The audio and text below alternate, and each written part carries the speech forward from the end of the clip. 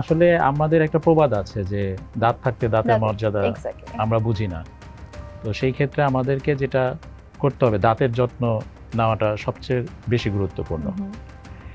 আমরা আসলে যেটা হয় যে দাঁতের যত্নের ক্ষেত্রে আমরা অনেক গাফলতি করি, অবহেলা হয়। যার কারণেই কিন্তু দাঁতের ব্যথা এবং সঠিক সময়ে চিকিৎসাটা নেওয়া হয় না। তো যদি আপনি চিকিৎসা নিতে চান তাহলে আগে প্রিভেন্টিভ হিসেবে আমরা প্রথমে প্রতিরোধের বিষয়টা গুরুত্ব দিতে হবে বেশি।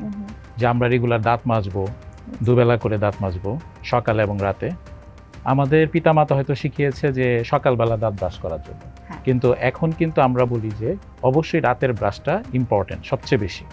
কারণ রাতে যদি আমরা দাঁত ব্রাশ না করি তাহলে চোর যেভাবে চুরি করে বাসায়, জাস্ট লাইক এরকমই দেখা যাবে যে এই ক্যাভিটিগুলি তৈরি হয়, ব্যাকটেরিয়া তখন এই রাতের বেলায় ইনফেকশনগুলি করে।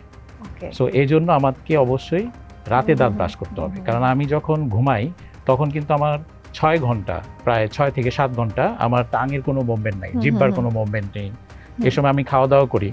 তো সেই ক্ষেত্রে দেখা যায় যে তখন ইনফেকশনগুলি এবং তখনই ব্যাকটেরিয়াল ইনফেকশনগুলি খুব ঘাড় হয়, এবং তখনই ক্যাভিটিগুলি তৈরি হয়।